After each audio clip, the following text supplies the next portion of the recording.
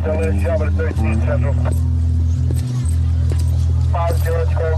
know how fast you were going?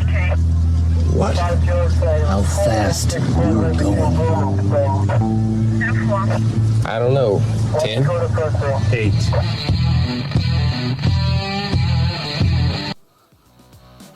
Be advised, this is an explicit podcast. If you're easily offended, get your panties twisted into a knot. Leave now. Run to your safe space. Get your little cloth for your tears. All the opinions expressed on this podcast are those of the host and his guest and do not reflect the opinions of any local or government agency.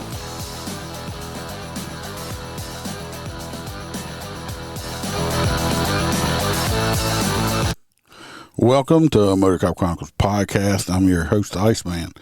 We're going to jump in quickly to the housekeeping since we're going to have a guest on this evening. You know, I love guests. So if you want a great cigar, you go to patriotcigar.com. Use the promo code MOTORCOP15. You get 15% off of your entire order. I believe if you order $100 or more, you get free shipping. It's a U.S. company, people. So if you want the premium cigars, go there and get it. If you want any MOTORCOP merch, t-shirts, all the other stuff I have on there, you need to go to the Etsy store, the MOTORCOP Etsy store, or you can go to the website, MOTORCOPchronicles.com. Click the links below, bring you to the store. You can get the merch there. And if you want more MOTORCOP stuff, pictures, videos, episodes, all that good junk, you can join the Patreon, 3 different tiers, or you can try it for 7 days for free. I want to shout out the full crew members helping me pay my bills over here, keeping the lights on. We have Kelly Meyer. We have Jared Nitrous, MOTORCOP for Life. We got Burley Boards with Dan Carlson. Y'all go check his online shop out. Great wood products. We got T-Bird. We got Mr. Jim Pokrant with the Short Track Guys podcast. We got our favorite truck driver, Hoppy Hoppison. We got Mr. Blake Walker. And, of course, we got A.A. Ron from I Had to Say It podcast. Just listen to his episode he put out. It was really good. I enjoyed it. Mr. Z Palmer. We have Roy Spalding. Not to be confused with Roy with the P. That's Roy with the S. And we got JoJo, our favorite girl from down under in Australia. And we have Natasha A. from the great state of Washington. Appreciate y'all. Like I said, y'all help me pay the bills. So we're going to jump into it. I'm going to introduce Miss Heidi Chance. She's a sex trafficking trainer and founder of a Chance for Awareness. So we're going to let her get into it. She's retired undercover detective also. So she's got a whole bunch of experience under her belt there. And hopefully she'll teach us a few things here and there. How you doing? Doing good. Thank you for having me on. Oh, well, I appreciate you coming on. So you did undercover work? Yeah, so I started with an agency that is large enough to have a unit dedicated to human trafficking. It's actually a human exploitation and trafficking unit, so it was funny. It used to be Vice back in the day when I first started with the unit, and then they put us under this other name, and now we have to say, I'm so-and-so detective with the Heat unit. I'm in Heat, which is funny. That don't sound right. You're in Heat. Yeah. I know. We hate saying it, but it is a great acronym, obviously, what we investigate and what we do. Yeah. And what do you say undercover? Were you actually like in the street, or you were like on the phone playing a little girl, or both, or? So part of the human trafficking unit is we are investigating prostitution, and part of prostitution is what it is, sexual exploitation that happens through kind of the means of a supply and demand dynamic. And so we would do undercover operations where the male undercovers would pose as used to be called Johns, but now they're called sex buyers. And then as females, we would the prostitutes, working both on the streets as an undercover as well as in hotels, advertised online. And we'd have operations where sex buyers would come to our hotel room or would solicit us right off the side of the road And then we would also target traffickers, where we would conduct operations engaging with traffickers, approach us and physically in front of us out on the streets. And then there are traffickers that try and find victims through the means of those advertisements. And so we had several traffickers actually show up to our hotel room and, engage in kind of conversations trying to recruit and groom us. You never know who you're talking to. And then we also took that to a whole nother level with what I call catfishing pimps, where we are on social media everywhere. I have Facebooks, 3 Instagrams, Tagged, Meet Me, Bumble, Plenty of Fish, Snapchat, all in undercover personas, different undercover personas, targeting traffickers that might be looking for potential vulnerable victims. So then that way they're targeting us and victim. Yeah, I was watching. They kind of disappeared. I don't know what happened. Whatever. I used to follow quite a few of these civilians that would trap these pedophiles and to meet little kids and go out and do stuff like that. And I don't know what happened. I don't know. I think I heard somebody got shot or something. I don't know if it's anything I know or a different one or something. I have an opinion about that. So there is definitely, especially with Sound of Freedom, if you are familiar with that movie that came out recently, it was kind of a movie that highlights human trafficking in general. It's more a depiction of international trafficking than domestically here in the United States. That kind of looks a little bit different. But whatever the reason, trafficking luckily is on everyone's minds. That is definitely, something we were hoping for. But the thing that it is also causing kind of like vigilante behavior, where we have civilians wanting to get involved, but they're not doing it the right way. And they are engaging with, potential predators. And there's really a liability there and a safety concern for a civilian to engage with a predator. What's the intent? And I question their intent sometimes, because sometimes they're trying to do it to be Instagram famous. But they're engaging in and meeting with these, potential dangerous people. And it backfired on the one individual, I think it was October of last year, where he was engaging with a child predator and showed up and did end up losing his life over that contact. So it's very dangerous when you have civilians that become vigilantes like that. And there are things that people can do to get involved and assist law enforcement even, but that's definitely not the right way to be doing it. So did they have you dress up like a hooker? Yeah. Like on Miami Vice? Yeah. So I was in a documentary called Sex Trafficking in America, and it was a documentary 19 where Frontline PBS filmed our unit for 3 years. And you get to see in that documentary all kinds of different proactive operations that we were doing undercover. And you do see, some of us dressed up, changing up our appearance. I can change up what I look like pretty well. And so, yes, that's definitely part of the job. You ever had any close calls where it was kind of scary? Yeah, so definitely, because I've been doing it almost 14 years as an undercover before I retired, I've gotten to the point where, when I teach about this, I talk about officer safety, but at the same time, it's a fine line of being believable, and you have to be a really good liar and a really good actress, really.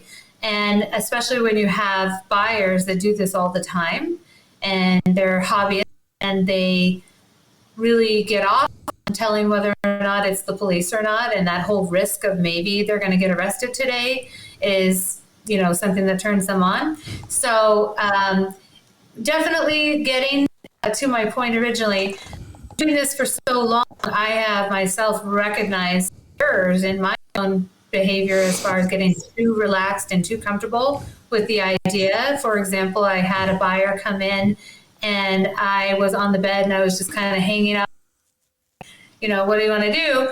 And he ended up dropping his pants and jumping on top of me, and we hadn't even talked about anything yet. And I put myself in that situation because I shouldn't have been so relaxed about it. But it was definitely the fastest I've ever moved. But it was a situation that, wasn't necessarily scary, but it was not a situation that I was prepared for, and that's my own fault. And some big naked man jumping on top.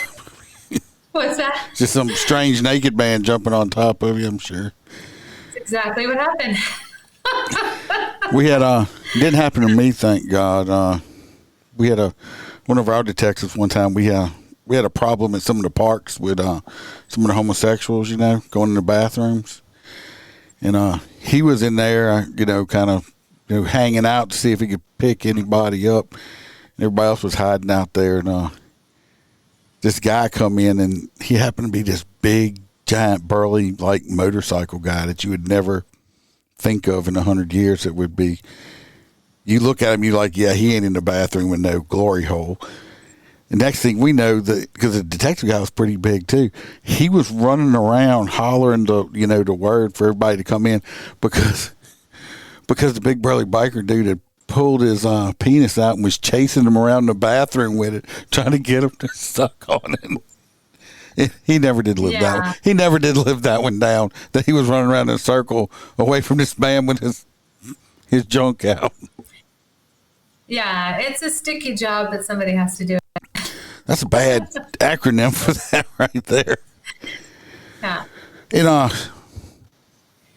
so you're doing I'm never done what you've done, so you're just gonna have to kind of guide me through it or what you want to talk about. Oh, yeah. So as far as the whole dynamics of sex trafficking and why it's like everybody's business right now and like at the forefront of everybody's mind, besides the whole Sound of Freedom movie, I think people are seeing, large sporting events like the Super Bowl and all of the media that's talking about human trafficking, large events. I think people are really recognizing that, wow, this actually really is happening. And part of, I did retire recently, and I've started my own a chanceforawareness.com website with, the purpose of public awareness, because I have an ulterior motive every time that I train and present on this. Is I have actually been through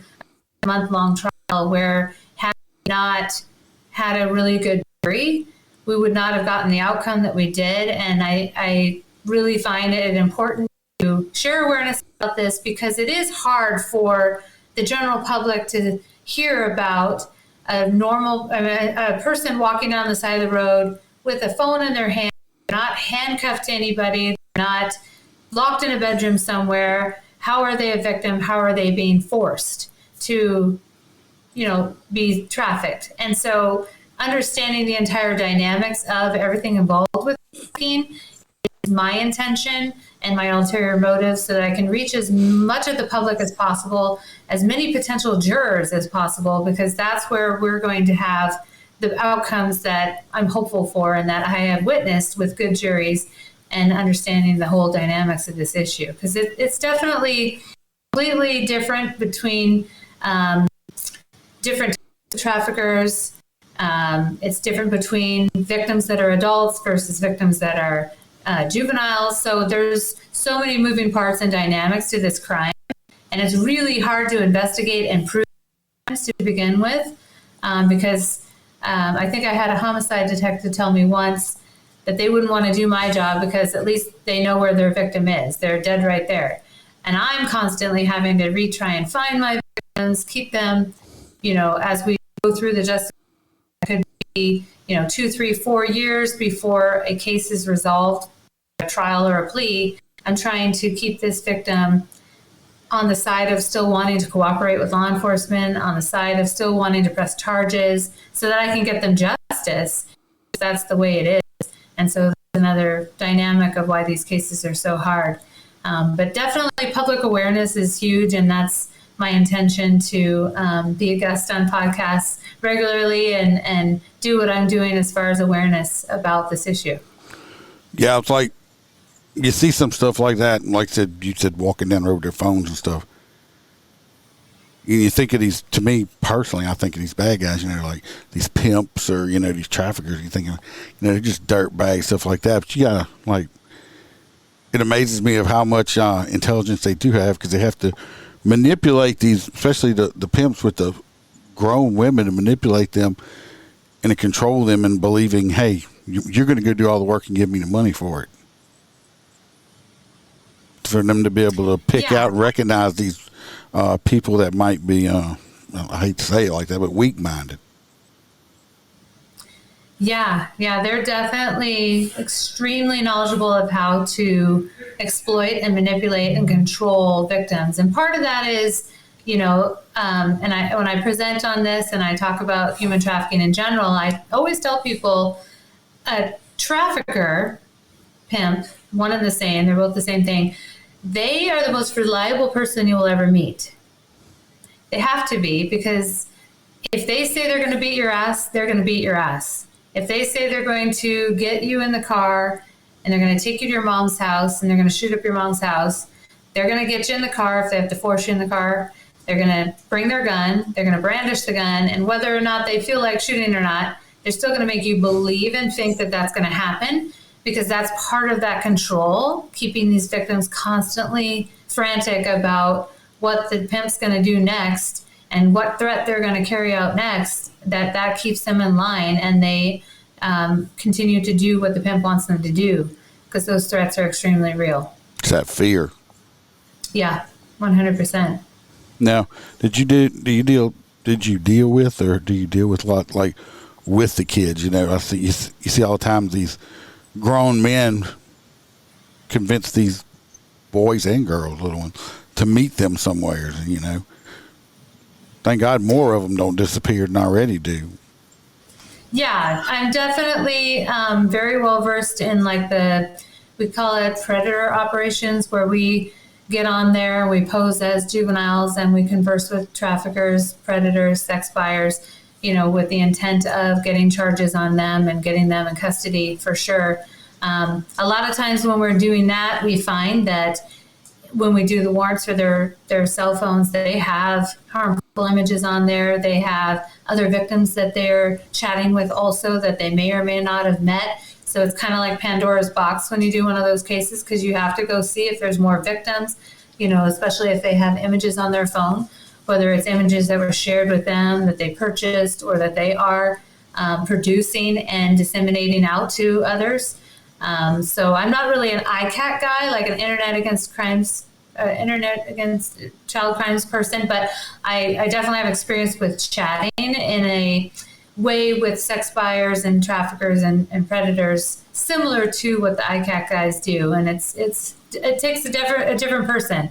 I don't know that I could go full ICAC guy, because that's a whole nother level. Is there any classes out there that civilians take for parents, that because parents today are almost oblivious. Most people are oblivious. They have no idea what's going on around them. Me being a cop and everything, I automatically assume that everybody's kind of like me, because I pay attention to everything around me, and I'm almost hyper vigilant on it, to the extreme. But classes when these parents take their kids to the park and stuff, say, I'm not a city person, but city people, they got a park by their house, they don't just go there. If they happen to notice the same man or whatever hanging around, but he's never got no kids and stuff, just kind of watching the kids and stuff like that. I mean, teaching them stuff like that, or teaching them, pay attention to what your kid's doing on the computer. Just don't throw a computer in front of them and not pay attention to what they're doing, because that's when they're going to, Yeah, I have so much to say about that. I think before I get to the classes, and yes, there are classes. In fact, I have one online on my website. But I think what it is a matter of, we have no idea the ramifications of having a computer in the palm of your hands. We never grew up with this, and we are now dealing with generations of youth that have that and have grown up with that. And then obviously the experience of sex buyers that are also matched with the knowledge of how to use and exploit devices like computers and phones and games. And so we don't even know the damage. But what we can do is recognize that we have to start having conversations earlier on. I have a whole tip sheet for parents and teens on my website at achanceforawareness.com. But just briefly, I'll go over a couple of things. There are devices.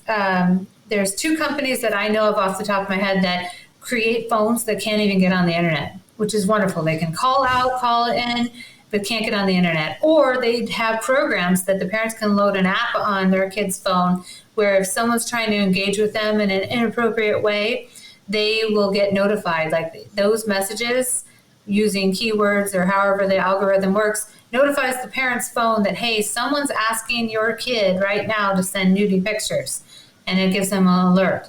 Those 2 companies are Bark Technologies, or Gab, G-A-B-B, Gab Wireless. And furthermore, those 2 companies, besides creating phones that look like iPhones so the other kids don't, harass your kid because they don't have like an iPhone, it's touchscreen and everything looks like a normal phone. They also create the watches, but they also have on their websites blogs. And those are articles that they're constantly updating and putting out there with information about all the new applications that are popping up on the phones these days, like applications that, even the schools are pushing, like the Saturn app. If you look at Bark Technologies, they did a whole article on how unsafe the Saturn app is, but yet you have schools saying, hey, parents, have your child download the Saturn app so they can communicate with their peers and their teachers. But really, there is no safeguards. Any predator, I could go create a profile right now on the Saturn app and infiltrate a classroom of students and have like a bunch to pick from who I wanted to target because there aren't safeguards. So it's constantly, there's apps being developed like that, and it's going to really take parents to step up to the plate. Number 1, have conversations. Number 2, put expectations in place on their kids. This is my house, these are my rules. And then 3, be vigilant and constantly educating yourself on how to manage all this up and coming technology and all these apps and new social media sites, and really be present in the now of what your kid is doing online, on the games, on the phone. Oh. Some of the parents need to unplug first. Also true. Because I'm old, so I have grandchildren now. My children are, in their late 20s, early 30s. And I recently had a talking spell with one of them about TikTok and all that stuff. And once I got on, I'm not technology savvy at all. When I went to high school, we had typewriters and paper still. We didn't have computers.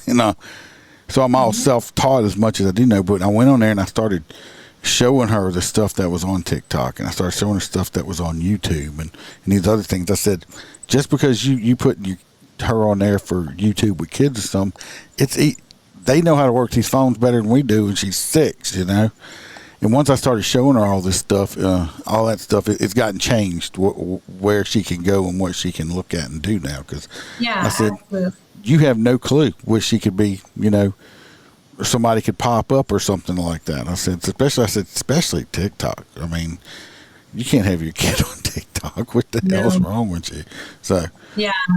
That, and then part of those conversations is perceptions. Perceptions aren't reality. We know that. What you see in the news, what you see online, and perceptions right now are, if I have an open profile and I get, hundreds of followers, I can start making money somehow. How do you make money on Instagram? How do you become Instagram famous? I'm still trying to figure it out.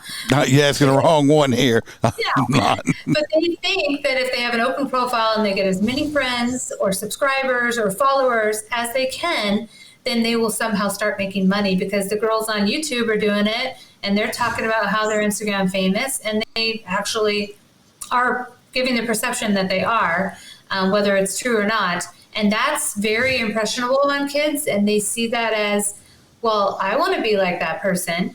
And really, if you have open profiles, that's an open door to predators, traffickers, and sex buyers to literally recruit and groom your kid from your bedroom in your house, their bedroom in your house. Mm-hmm. Yeah, it isn't like stranger danger outside anymore. It's literally they're coming into your house through those devices. So I saw something not long ago. Some kids, the parents or something said, asked a child, 13, 14 years old, what they wanted to do when they grew up, became an adult. They wanted to make YouTube videos to make money. It's like, you know, some people do make money on it, but not everybody does.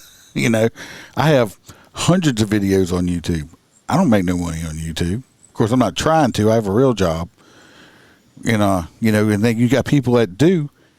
You know, there's some people I follow and stuff that, you know, they're big. They're big. You know, they say one thing that YouTube don't like, and they demonetize them. Your whole business is zapped out of existence unless you're saying what somebody wants to say. I'm like, no. So, but these kids get it in their head, or I'm gonna go on TikTok and make all. I'm sure you can. I mean, I get on there. I just watch stupid stuff, but I see so many people on lives and they do these challenges. I'm like, I'm not stupid. You're just getting people to send y'all stuff so y'all make money on it, and they're not every day doing it. And I'm like, but that could go away just like that. Yeah, they definitely. The perceptions are not reality, and I think that's part of the conversations that need to happen as parents and as educators at schools. Well, some of the teachers now are just as bad, though, unfortunately. Yeah, I tried to not go there. Oh, yeah. Hey, you can go anywhere as you want on here. You can say whatever you want. Yeah. This is, you know, it's like, no, it's a lot of the teachers are pushing the agenda, as we'll put it, you know, because I question my grandkids. I'm like, hey, what you learn in school? You know, and I sit there and I actually try to listen to what they're saying and how they're saying it, because that's going to be your indication on what these teachers are teaching the kid, you know, and it's just, yeah, people got to watch out. Yeah, it's definitely concerning. So tell us about your business and everything. Yeah, so I when I retired, I still have a passion for this, if you can't tell, and I want to continue to kind of accomplish two different things. I want to continue to share awareness about trafficking to the general public, reaching the parents, trying to make an impact so that we have less kids getting victimized. And then I also, at the same time, have another mission to train law enforcement. I really enjoy doing those undercover operations. I feel like I have a lot of experience to share.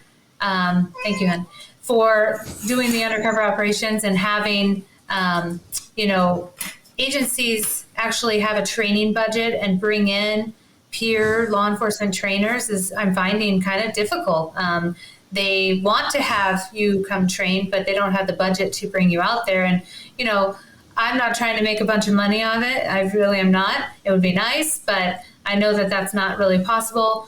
But I at least need to be compensated for my time, a little bit of my expertise, especially when I'm taking off work to come to your agency to present, and then maybe some of the travel. So it definitely makes a difference if you have an agency that has a training budget and can bring in trainers, because I think I said this on a different podcast, but they're very quick to bring in someone, a civilian organization, to talk about, you know, diversity and equality and all those things, but they don't bring in actual pure law enforcement trainers to talk about actually investigating things and actually doing the job. All right. In my opinion. Yeah, I'm lucky. I haven't had to go sit through that yet. So, down here in Louisiana, I haven't had to do it at my agency that I'm with. Yeah.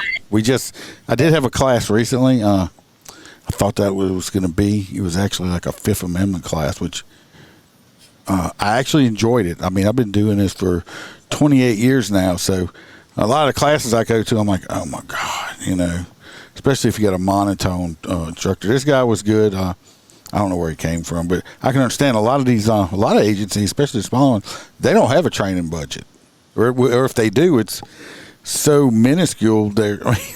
It's. Yeah, and it's one of those things where I'm certainly not minimizing that we definitely need to have diversity and equity and equality training, but we also have to have training to do the job, and bringing in experienced officers to do that training is invaluable. And, you know, there's people who complain that law enforcement isn't trained, and when they make mistakes, like if you saw on Instagram, the two officers that responded to that 11-year-old that was, the dad found images being sent back and forth between her and an adult, but the officer said she could go to jail, the 11-year-old, when instead what they should have been doing is investigating the fact that this individual, an adult, was encouraging her to send nude pictures of herself and all of the dynamics of that person's crime, not the 11-year-old. Yeah. That's a training issue, and those things wouldn't happen if you brought in officers who do the investigations like that on a regular basis and do those undercover operations and have those conversations with suspects like that. I would recognize it immediately that was not the 11-year-old's fault. That was an adult exploiting a child. Well, most definitely. I mean, even though, I know technically where the other part is, because we've had, if you have a 11-year-old or 12-year-old sending nudes to another 11 or 12-year-old, that's when you say, hey, you can go to jail for this, and you can go to jail for getting it for kiddie porn. Not at that point, you got the grown up over there doing it. It's like, no, this grown up doesn't talk this kid into that. Yeah, let's go hammer his ass. But you're talking about they'll bring in, these groups to go teach diversity and all that stupid crap. And but they don't want to. They don't want to pay to have the other come in. It's like, look, what was that? Was that in Atlanta or Georgia, or whatever? They're having all that crap because they're trying to build Cop City.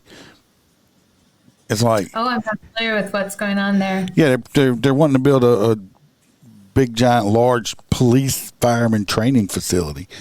And of course, you got the Antifa people camping in the woods when them getting killed and all this stuff. But they're trying to stop it. It's like, hold on.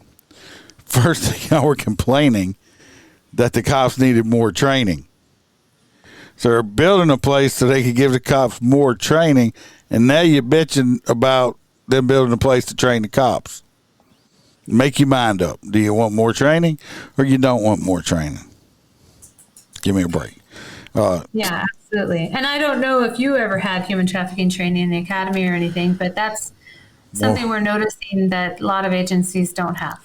When I went through academy, it was in 95. So it wasn't that, I can't remember. I don't think we did. Now, every year with my continuing education, I take some online classes through the state that discusses it and stuff like that, and kind of gives you a little stuff to look for and stuff like that.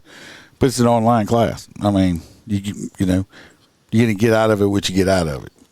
Something happens and you get distracted, and I'm looking over here, what was that? Like, was that a squirrel? Yeah, I think definitely in-person training is much better for sure. But like my point, we didn't even in my agency start training on human trafficking until 2014. And I'm in a major, large, like fifth largest city in the United States city. So definitely we recognize that there's a lot of lack of training specific to this. And I also know that I have found, like in an investigation, a pimp's Facebook where he had this Facebook Live where he's like, look at me. And he's like flashing all this money and yelling at his prostitute. And there's patrol cars in the background. And he's like, I'm just going to keep doing what I'm doing because they don't see me. And he isn't half wrong because those officers, they were dealing with whatever he was exploiting that moment. But, we definitely have a lack in training of actually seeing pimps, and they know it. I can imagine. Well, like I said, you're from a big city. I'm in, Bayou Town, Louisiana. Well, prostitution-wise, I can't say we really have any kind of big issues with that at all. Very seldom you see anything on the news about it. I'm sure it goes on, but we're rural enough where you don't have streetwalkers or nothing like that. They're going to have to, it's probably more online stuff. So, how many hotels do you have? Oh, no, we have in the town around here where I live, they have quite a few. The one where I work at, I think we only got one.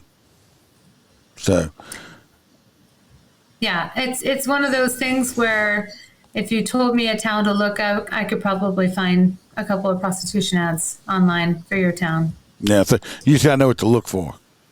Yeah. Well, I'm not looking for it. I don't even have a clue what to look for on stuff like that. So, yeah. So, break the ice a little bit.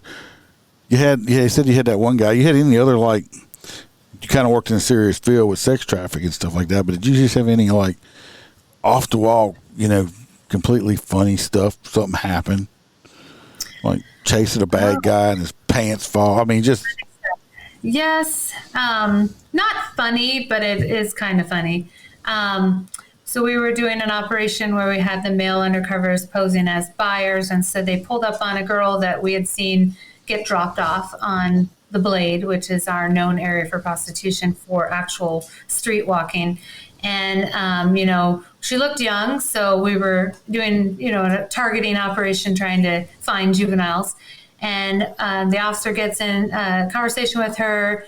She satisfies the element of a misdemeanor called manifesting prostitution, not necessarily where she made a prostitution deal, but enough for us to give her a ticket. And so we were going to contact her, and she got out of the car real quick. And so my job was, as the kind of like a street jump, my own, like from an undercover car, street jump my partner so that I can get the girl out of the car as fast as possible. But she was already getting out. So I got her out. I grabbed her at the ass end of the car, and she ended up like struggling with me, and I took her to the wall to get handcuffs on her, and I'm spreading her legs, and I put my leg in between her legs, and she ends up peeing all over my thigh and my leg, because I don't know if she was scared or what. So she peed on me. And then when I was trying to bring her back and search her and make sure she was, good,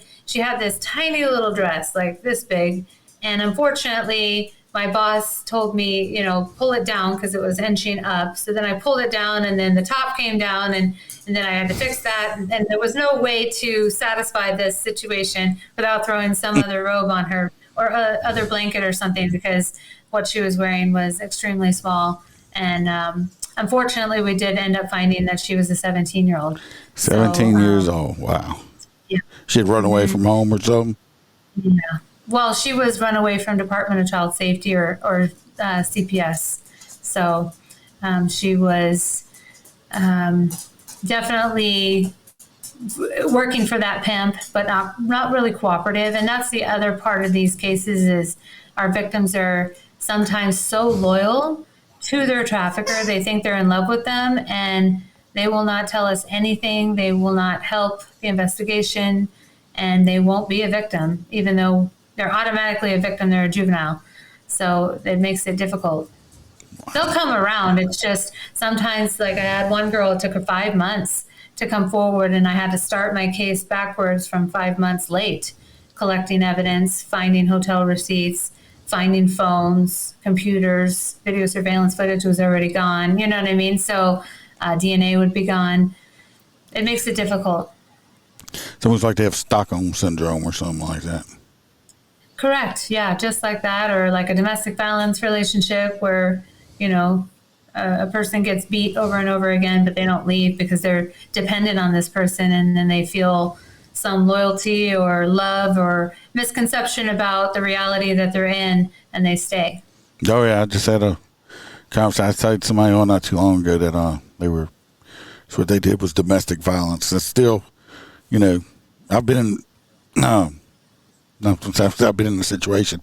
I haven't been in domestic violence situations myself, but work-wise and stuff. And it's like, I've been in a situation where, I'm arresting a guy, the husband or whatever, that just beat the holy hell out this woman, where it looks like, she looks like Rocky Balboa. Can't even open her eyes. And next thing you know, you're peeling her off your back like she's a bobcat or something. Because while you're handcuffing the dude that just damn near killed her, she's attacking you because she don't want you to bring him to jail. Yep. I've been in that fight too. It's very crazy. So, like I said, I don't know much. I'm very interested in what you do. I think all that stuff is, like, I don't know. I won't say neat. It intrigues me, I guess. Like I said, you look at a pimp thinking they're just these stupid people. You got to have a certain amount of intelligence to manipulate that many people and keep them under your control. Yeah. Besides being reliable, obviously traffickers are also intimidating. And so they spend all day long learning about their victims, learning ways to exploit them. learning about, their siblings, how old they are, where they go to school, their family members, where they work, what kind of cars they drive, where they live, all of those things to use against victims. So that's all part of that control. And then the isolation is pretty real as far as they are very transient. They're moving from city to city, state to state. One, because they don't want to get caught by the police. But two, because they don't want their victim to be hanging out in one place too long, because then that victim might find, the hotel desk clerk as a person they could talk to, and that normal person would convince them to leave the situation they're in. And so traffickers don't want that. So they are very constantly moving and traveling around and doing that on purpose. So there literally is almost like a circuit of the way that they move that makes it really hard also for these cases, because they're only here for a few days. And well, that's somebody knows. I should know better. Thinking, like it's on TV, where you got Pip Daddy Jones over here, and third through fourth block is his area where him and his hoes are, or something like that. So it's not really like that. They come in there, and I guess these people that use prostitute stuff know which websites to go to and what look for and stuff like that. And I guess it's not more of walking the street anymore. It's probably browsing the internet. Yeah, it's definitely different than it was, back in the day, for sure. I've noticed the whole change. The online is a whole nother level. That, and then the apps, like the apps on the phones, almost like some of the apps, like the dating apps, like Plenty of Fish or Meet Me, kind of like what kids would say were hookup apps, which, why do we have hookup apps and why do kids? Is also a problem. But those are, other avenues for them to explore finding potential victims also. It's just really, the dynamic is these guys don't have a normal job. Their job all day long is to manage the victims they have and constantly be trying to find new ones, because that's more money they can make. And that's what they do all day long. And the sooner we all wrap our heads around that, the better. And the way that we view these guys, that's what they're doing. So there might not be an answer to this, but what's usually the number of women what these pimps will usually have? Is it a lot? Is it like more than 3 or 5, or is it like 2 or 3? Or I work a lot of traffic on the interstate area, so I want to know if I'm pull somebody over, it's just not a dude with 2 chicks. I mean, it could just be somebody traveling. I mean, because I pulled people over before, and I'm like, I got that kind of gut feeling, but I kind of, started asking more questions and stuff like that, but I don't know what I was looking for. They could have been the same thing. Yeah. I actually just did a webinar kind of going through some patrol response scenarios like that. So like a traffic stop, just to answer your question real quick before I go into that, on average, I've never really had a trafficker have more than 5. So it's typically 3 to 5. It's some that, they have also all working automatic, which means basically my trafficker could actually have a girl in your town prostituting, and she's sending money back to the trafficker, and he doesn't even have to be in the same state she's in. Oh. She's just that, brainwashed and under the control of that trafficker that is just normal behavior for her without exception. But anyway, it's back to the traffic stop. Yeah, if you pull over a vehicle, and I don't know, on the daily in the big city, I never really pulled people out of the car. You may do that on a regular and it'd be more natural for you. But once you start getting that 5, that this might be more than just a random traffic stop, separating people the same way you would do on any call, having the conversations, asking them about the relationship they have to the other occupants in the car. Some of the questions could be about, well, where are you coming from and where are you heading to? And how long are you staying and how long were you there? And if those things don't match, as well as the relationship of how they know each other when you ask the next person, then you already know you've got something suspicious going on if their stories aren't lining up. But then also when the other thing that traffickers are knowledgeable about is that as long as they can control the mouths of their victims and their victims don't come forward and say anything, they could get pulled over all day long. They're not going to get caught with anything in the car. Like if I was, drug trafficking, there's obviously you can call a canine and I'm going to get caught up right now. But if I can control victims and they're loyal to me, search my car, officer, no big deal. And they're super extremely cooperative because they're not worried about getting caught for anything. They're banking on the fact that these girls are in fear for their life and they're not going to snitch me out. So separating them, if you can transport them away, that's helpful. And then making observations. If they say search my car, take them up on it. Look in the car. If you see hotel receipts, if you see condom wrappers, lubricants, sex toys, medications for sexually transmitted infections, those kind of things just laying around in the contents of the floorboard, that also might be another indicator. And typically if they're transporting, juveniles specifically, if you see that it's a kid and they look like they're not 18 and it's not adding up, the false information they're providing you about their birthday and their name, then hopefully your agency would support you in transporting them down and getting them fingerprinted. And you will probably discover that they're a runaway. And then now you have, another thing happening here with these people transporting a juvenile. So all of that I would suggest would be like a way to kind of handle a traffic stop for sure. But it's definitely something that officers need to think more about, especially when they're responding to just regular calls. Oh yeah. It's very you gotta know a lot of stuff about it, I guess. A lot of training and everything. Yeah. Well, that's okay. That's what I'm here for, and I hope to promote, the trainings that I offer, and hopefully there's an agency, listening that would want to have a training, whether it be just a regular patrol response, or if it's, want to do undercover operations, let's start doing these here. We can call some females up from patrol to be undercovers, and I'd be happy to come train. I've done virtual trainings for some agencies also, or in person, and then I also offer obviously coaching where I will come show up and help you with your operation. Obviously, I'm going to want to be compensated for my time, but I'll show up, and when you do an operation, you never know who's going to show up. We've had famous people show up. We've had, convicted felons. We've had, even when you're doing a mail operation, I've had, mail undercovers have a girl and she was brought by her pimp, and surveillance outside saw him still sitting in the car. And then all of a sudden he gets up and he comes down the hallway and he's standing outside the door. And so we had to call the room and say, hey, don't answer the door right now, because her daddy is on the other side of the door. And he was standing there with a knife ready to threaten or physically harm the officer, not knowing it's an officer. It's what he thinks is a buyer to rob him. So, it's any different person that responds to our hotel room could be a whole other deal. You never know. And you just have to be dynamic and be able to evolve with the situation.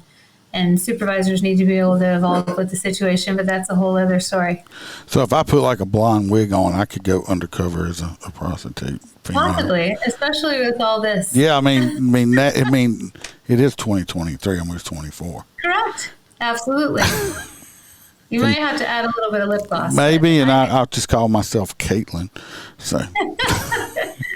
Yes, I'm sunshine. So. Well, I find everything that you do like fascinating with stuff like that. Like I said, thank you. Could pick your brain. I mean, like I said, all the stuff I used to, used to watch Chips as a kid. Became a motorcycle cop. I watched Miami Vice, and I tried the narcotics thing when I first got into law enforcement. And they had me out buying crack, and I hated every minute of it.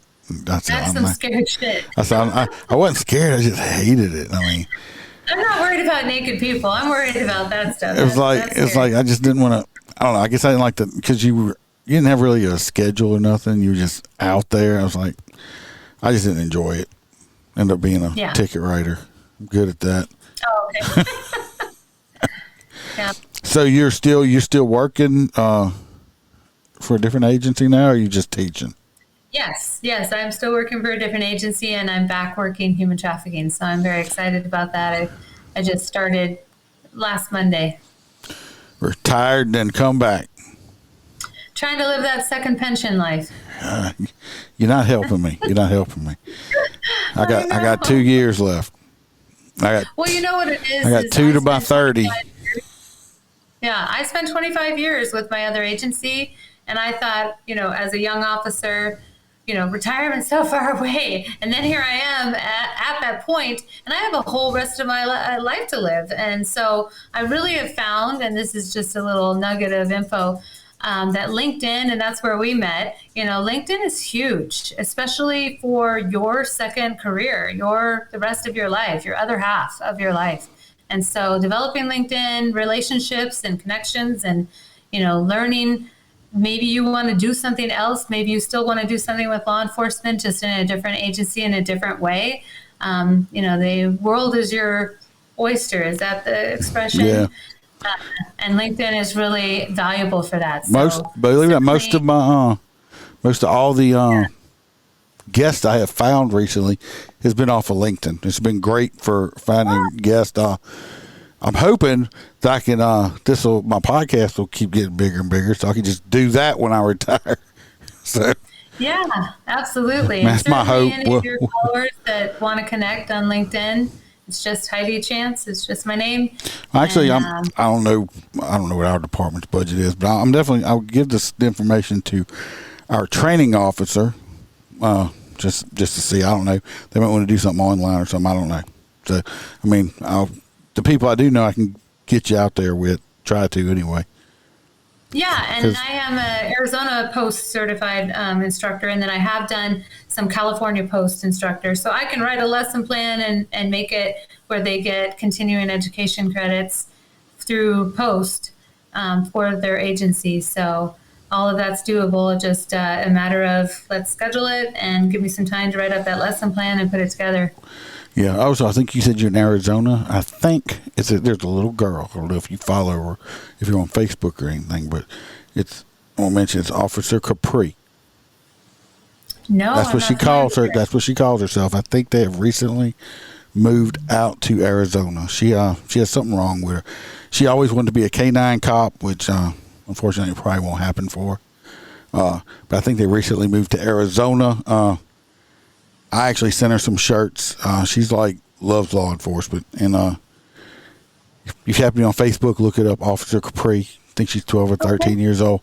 If you're close wherever she's at, I'm going to tell you what, that little girl would be ecstatic if you stopped and went by and visited her with some cops or something like that.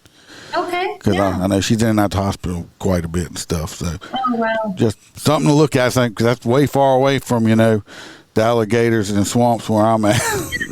So, you ever got to come down to Louisiana? I have never, but I'm down for traveling for sure. So, you never experienced the humidity? Well, have you been to Florida? I've been to Florida. Yeah. We're tit for tat on some humidity. Ours can get a little bad sometimes, but I'm supposed to visit New Orleans area. So. Oh well, you'd be real safe down there because that should be great for human trafficking right there. Yes. Are you going down there to teach something, or it's vacation? I was going to go there just to see the show of whatever that downtown New Orleans area. Oh, on Bourbon Street. Yeah. You coming down with your husband? I hope. Yeah. All right, you got a man, which is good. Because you come down to New Orleans, you save my number. I'm only 45 minutes outside of the city. Oh, okay, nice. I would more than happy to drive down and visit y'all, and maybe walk y'all around some areas where you won't make a wrong turn. Okay. Because I don't know if you know what if unless you come down there in Mardi Gras, you're on your own. I'm not going in this city during Mardi Gras. Yeah, that's the show. If you're going for Mardi Gras, I'll meet you maybe in Metairie right outside the city. Because Mardi Gras in New Orleans is insane. Mm-hmm. If you do, make sure you put all your valuables in your front pocket, because it's like cattle. It's like cattle going down Bourbon Street because you're like this because there's so many people. Yeah, I was thinking more of getting a Airbnb or a hotel room just to watch the show. I don't want to be in the show. Oh, down there? We better schedule that way ahead of time. Yeah. You want to be on the balcony.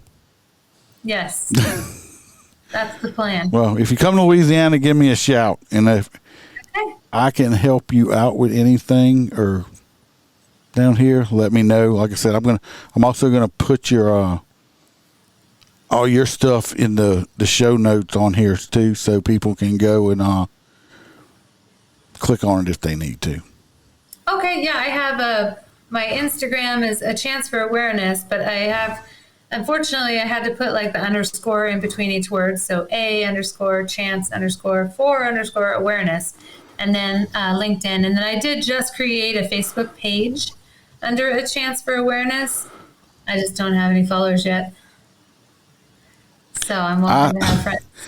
I mean, I'm not big on anything, but I think I got more followers on LinkedIn than anything. But I got 1,500 on Facebook. I can go live and get like 4 people watching. Yeah. I'm like, I got, most, all these people, but it's hit and miss sometimes. Yes. So Yeah. don't hang up. I'm just going to end it. Everybody. All right, well, thank you. Yeah, just don't hang up yet. Everybody, I appreciate y'all coming and listening. And I'm going to put this video will be out. And remember to smile, watch your back, watch your partner's back.